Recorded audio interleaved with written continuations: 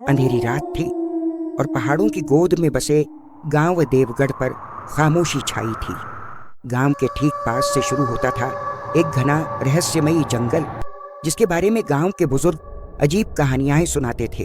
उनका कहना था कि उस जंगल में खासकर चांदनी रातों में मोहिनी का वास होता है, एक ऐसी आत्मा जो पहले तो किसी खूबसूरत परी का रूप धरकर राहगीरों को अपनी ओर खींचती है और फिर उन्हें हमेशा के लिए गायब कर देती है।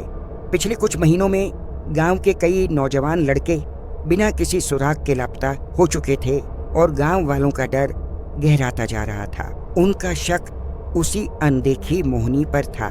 गांव के मुखिया ठाकुर भानु प्रताप पढ़े लिखे आदमी थे और इन बातों को अंधविश्वास मानते थे। उनकी बेटी मीरा, जो हाल ही में शहर से अपनी पढ़ाई पूरी करके लौटी थी, वो भी इन किस्सों को गांव वालों का वहम समझती थी और अक्सर अपने पिता से इस बारे में अपनी असहमति जताती थी। लेकिन गांव का डर सिर्फ वहम नहीं था। एक शाम ये डर तब हकीकत बन गया जब पास के गांव का लकड़हारा दीनू बदहवास हालत में हाँफता हुआ और चीखता हुआ देवगढ़ की सीमा में दाखिल हुआ। उसके कपड़े फटे हुए थे और चेहरे पर दहशत साफ झलक रही थी। उसे देखकर गांव वाले जमा हो गए।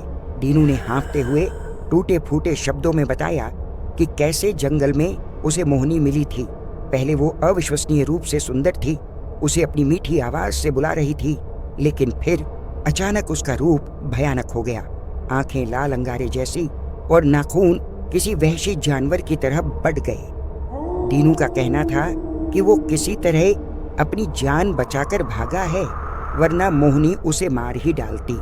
दीनू की बातें आग की तरह फैली और गांव पर खौफ का साया और गहरा गया। अब लोगों को यकीन होने लगा था कि मोहिनी कोई जंगल की आत्मा नहीं, बल्कि उनके बीच ही रहने वाली कोई औरत है, जो दिन में सामान्य रहती है और रात में अपना असली रंग दिखाती है। हर कोई एक दूसरे को शक की निगाह से देखने लगा। कौन हो सकती थी वो? कुछ दिन बीते। एक शाम मीरा जंगल के किनारे टहलने निकल गई। मौसम सुहाना था, पर लौटते हुए अंधेरा घिर आया। रास्ता सुनसान था और पेड़ों की परछाइयां डरावनी लगने लगी थीं। तभी मीरा को महसूस हुआ जैसे कोई बेहद मीठी आवाज में उसे पुकार रहा हो। उसने पलट कर देखा, पर वहां कोई नहीं था। उसका दिल जोर से धड़का और तभी एक सफेद खरगोश उसके पैरों के पास से तेजी से गुजर गया, जिससे वो और डर गई। वो जल्दी जल्दी कदम बढ़ाती घर पहुंची, खुद को समझाते हुए कि ये सिर्फ उसका वहम था और जंगल की आवाजें थीं। लेकिन अगली ही सुबह गांव में फिर से मातम पसर गया। खबर आई कि रात में जंगल की तरफ गया एक और नौजवान लड़का घर नहीं लौटा। इस बार गांव वालों का सब्र जवाब दे गया। कुछ लोगों ने दबी जबान में मीरा की तरफ भी उंगली उठाई, क्योंकि वो शहर से आई थी और इन बातों को नहीं मानती थी। ठाकुर साहब ने भीड़ को शांत किया और पुलिस को सूचना देने का फैसला किया। 2 पुलिस वाले जांच के लिए गांव पहुंचे। उन्होंने लोगों से पूछताछ की, दीनू से जानकारी ली और शाम ढलने तक जंगल के किनारे का मुआयना किया। जब वो अपनी जीप में वापस शहर लौट रहे थे तो सुनसान रास्ते पर हेडलाइट्स की रोशनी में उन्हें एक बेहद खूबसूरत अकेली औरत खड़ी दिखाई दी। उस औरत ने बड़ी मासूमियत से उनसे शहर तक लिफ्ट मांगी, कहा कि वो अकेली है और डर रही है। पुलिस वालों को उस पर तरस आ गया और उन्होंने उसे जीप में बिठा लिया। अगली सुबह गांव से कुछ दूर वो पुलिस जीप सड़क किनारे लावारिस खड़ी मिली। दोनों पुलिस वाले गायब थे। जीप के अंदर उनकी टोपियां और बंदूकें तो मौजूद थीं, पर पिछली सीट पर एक और चीज पड़ी थी, पायल का एक छोटा सा टूटा हुआ घुंघरू। इस घटना ने गांव वालों के रहे सहे हौसले भी पस्त कर दिए।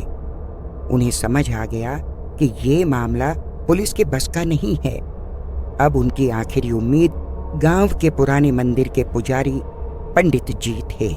पंडित जी ने पूरी बात सुनी और गंभीरता से कहा कि ये कोई साधारण आत्मा नहीं, बल्कि एक शक्तिशाली मोहिनी है। उन्होंने बताया कि उसे काबू करने या उसका असली रूप उजागर करने का एक ही तरीका है।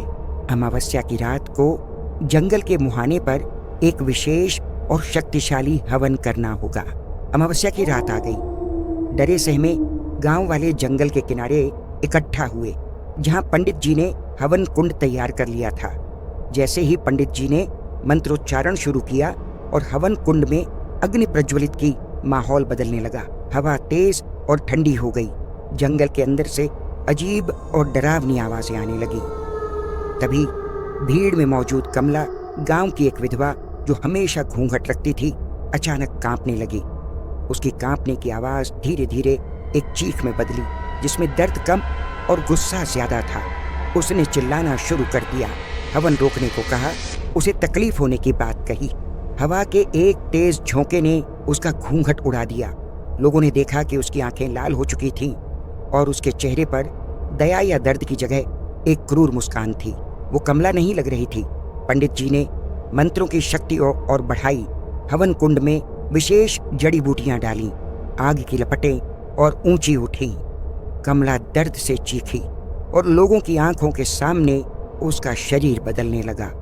वो अब उस अलौकिक सुंदरी का रूप ले चुकी थी जिसका जिक्र दीनू ने किया था। वही रूप जिसने गांव के लड़कों और पुलिस वालों को अपना शिकार बनाया था। उसकी आवाज अब कमला की नहीं थी, बल्कि एक ठंडी अमानवीय गर्जना थी जो इंसानों को उनके जंगल में दखल देने के लिए धमका रही थी, सबको खत्म कर देने की बात कर रही थी। गांव वाले दहशत में पीछे हटने लगे। सिर्फ पंडित जी अपनी जगह पर अडिग तेज स्वर में मंत्रों का पाठ करते रहे। मोहिनी की काली छाया और उसकी भयानक हंसी पूरे वातावरण में गूंज रही थी। अब सवाल सिर्फ एक था, क्या पंडित जी की साधना इस प्राचीन बुराई को रोक पाएगी या देवगढ़ का भविष्य अंधकारमय होने वाला था। तो दोस्तों, ये थी कहानी देवगढ़ की मोहिनी की। क्या हुआ उस रात? क्या पंडित जी सफल हुए? क्या कमला वापस सामान्य हो पाई या हमेशा के लिए मोहिनी के वश में रह गई? और क्या देवगढ़ का गांव उस भयानक रात के बाद फिर कभी पहले जैसा हो पाया? ये कुछ ऐसे सवाल हैं जिनका जवाब शायद हमेशा के लिए देवगढ़ के जंगलों में ही दफन रह गया। ये कहानी हमें उन लोक कथाओं की याद दिलाती है जो महज कहानियां नहीं बल्कि चेतावनियां भी होती हैं। प्रकृति और उसकी अनदेखी शक्तियों के सम्मान की चेतावनी। इस तरह की कहानियों पर आपकी अभी क्या राय है? क्या आप ऐसी किसी और लोक कथा के बारे में जानते हैं? नीचे कमेंट्स में जरूर बताइएगा। अगर ये कहानी आपको रहस्यमयी और डरावनी लगी तो लाइक और शेयर करना ना भूलें। मिलते हैं अगली बार एक और ऐसी ही अनसुनी कहानी के साथ।